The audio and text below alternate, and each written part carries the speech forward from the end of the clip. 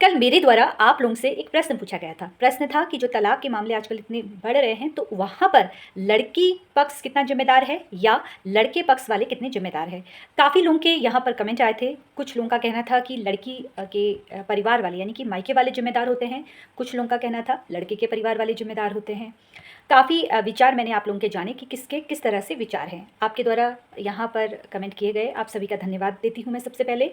अब मैं आपको अपनी कानूनी जानकारी के हिसाब से इसका उत्तर देने की कोशिश करूँगी। अगर आपको वीडियो पसंद आएगा तो इसको लाइक और शेयर करना बिल्कुल भी ना भूलें। देखिए, प्रश्न फिर से दोबारा यहाँ पर आपसे कहूँगी कि प्रश्न था कि तलाक के मामले इतने क्यों बढ़ते जा रहे हैं और लड़की पक्ष वाले क्या ज़िम्मेदार हैं या लड़के पक्ष यहाँ पर ज़िम्मेदार हैं? देखिए, इसका सीधा-सा आंसर है कि जब 2 परिवार वालों के मध्य कोई संबंध बनता है, यानी कि लड़की वाले और लड़के वाले आपस में मिलते हैं, बात करते हैं और आपसी सहमति से ये डिसाइड करते हैं कि हमारे बच्चों का विवाह कर दिया जाए, तो उस वक़्त ना तो कोई लड़की पक्ष वाले बुरा सोचेंगे और ना ही लड़के पक्ष बुरा सोचेंगे कि हमारे बच्चे आज जिन्हें हम विवाह के बंधन में बाँध रहे हैं, वो कल जाकर तलाक जैसी प्रक्रिया से गुज़रे। तो ना तो लड़की वाले पक्षकार ज़्यादा ज़िम्मेदार होते हैं, ना ही लड़के पक्ष यहाँ पर ज़्यादा ज़िम्मेदार होते हैं। कोई भी माता-पिता ये नहीं चाहेगा कि मेरी बेटी का घर तबाह हो या मेरे बच्चे का घर तबाह हो। ना लड़की ना सास चाहेगी और ना ही लड़की की माँ चाहेगी।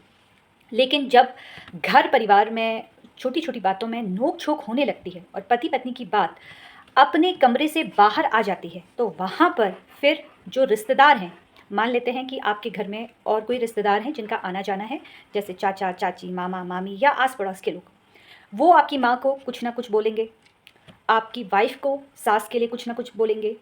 इसी तरीके से लड़की के घर में भी सेम होता है। लड़की को अगर थोड़ी तकलीफ़ होती है, वो तुरंत अपनी माँ को बताती है कि आज मैंने इतना काम किया है। वहाँ पर उसकी लड़की की माँ भी थोड़ा सपोर्ट करने लगती है, कहती है कि नहीं, तुम्हें घर में तुम्हारी ननद है, उससे भी कहना चाहिए, अपनी सास से भी कहना चाहिए। तो एक जो भड़काते हैं, कुछ तो रिश्तेदार हैं और कुछ हद तक लड़की की माँ भी ज़िम्मेदार हो सकती है। लेकिन जो सबसे ज़्यादा ज़िम्मेदार हैं, वो हैं स्वयं पति और पत्नी, जो तुरंत किसी की बहकावे में आकर अपने बीच की बातें, जो भी उन दोनों के बीच लड़ाई झगड़ा है, किसी भी चीज़ को, वहाँ पर वो खुद सॉल्व करने के बजाय दूसरों से राय लेने लगते हैं और फिर दूसरों के कहने पर चलते हैं।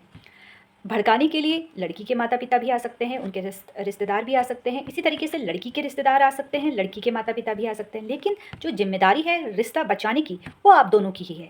आप दोनों को ये देखना है कि किस तरह से इस रिश्ते को लेके जा रहे हैं। अगर रिश्ता ख़राब होता है, तो सिर्फ़ आप दोनों के जीवन में इसका प्रभाव पड़ेगा और साथ में आपके बच्चों के जीवन में इसका प्रभाव पड़ेगा। बाकी किसी के जीवन में कोई भी प्रभाव नहीं पड़ेगा।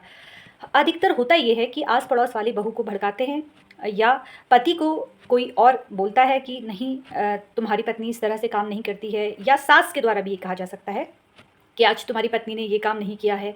तो कहीं न कहीं इसकी ज़िम्मेदारी जो है वो रिश्तेदारों के लिए भी है, थोड़ी आपके परिवार के लिए भी है और थोड़ी लड़की के परिवार वालों के लिए भी है। आपके चारों ओर जो गलत राय देने वाले हैं वो काफ़ी लोग हैं, लेकिन उस राय को मानना या ना मानना ये आपकी ज़िम्मेदारी है। तो इसलिए रिश्ता अगर ख़राब हुआ है तो आप दोनों की वजह से हुआ है। हो सकता है एक पक्ष सही हो, मैं ये नहीं कह रही कि लड़की हमेशा गलत होती है या लड़का हमेशा गलत होता है। हो सकता है कि लड़का इस बात को समझ रहा है, लड़की इस बात को नहीं समझ रही है। लेकिन उस वक़्त अगर कोई भी पक्षकार, यानी कि कोई भी, चाहे वो लड़की है, चाहे वो लड़का है, ठीक है? तो वहाँ पर आपकी ज़िम्मेदारी होती है कि उसको ये बताना कि तुम यहाँ पर गलत हो, हमें ऐसा नहीं करना है, किसी के बहकावे में नहीं हो। उस बात को आपको बहुत समझदारी से अगर काम कर लेते हैं, तो हो सकता है कि आपका रिश्ता बचाया जा सके। लेकिन जहाँ पर एक पक्षकार बिल्कुल सुनने को ही तैयार नहीं है, जिसने मन में ठान लिया है कि नहीं, मुझे आपसे बदला लेना है, मुझे आप पर आरोप लगाने हैं, मैं तो भई अपनी माँ के कहने पे आऊँगी या मैं अपनी माँ और पिताजी के कहने में आऊँगा, दोनों के लिए बात करूँगी, तो वहाँ पर रिश्ते को बचाया नहीं जा सकता है। तो इसलिए ध्यान रखिए कि अगर पति-पत्नी के बीच में नोक-झोंक है, तो उसे आप स्वयं ही हल कर सकते हैं, किसी तीसरे की मदद ना लें। देखिए, जैसा कि मैंने आपको कहा है कि मेरे द्वारा प्रश्न यहाँ पर पूछे जाते हैं और मैं आप लोगों की यहाँ पर राय लेती हूँ और उसके बाद अपनी राय आप लोगों के समक्ष रखती हूँ। आशा करती हूँ कि आपको ये जानकारी पसंद आई हो और अगर आप दोनों के मध्य में लड़ाई झगड़ा है तो उसको निपटारा आप स्वयं कीजिए, किसी तीसरे को इन्वॉल्व करने की आवश्यकता नहीं है। कुछ सोशल मीडिया में ऐसे कमेंट भी मैं देखती हूँ या ऐसी रील या वीडियो भी अपलोड कर लोगों के द्वारा किया जाता है, जहाँ पर पत्नी को या पति को इतना बुरा साबित कर दिया जाता है कि मान लीजिए कि अगर आपका विवाह हो गया ऐसी लड़की से, तो आपका जीवन अंधकारमय हो जाएगा। पत्नी को इतना बुरा साबित करना या पति को इतना बुरा साबित करना, इस तरह के नेगेटिव लोगों से थोड़ा-सा मैं आपको यही राय दूँगी कि थोड़ा-सा बच के रहिए।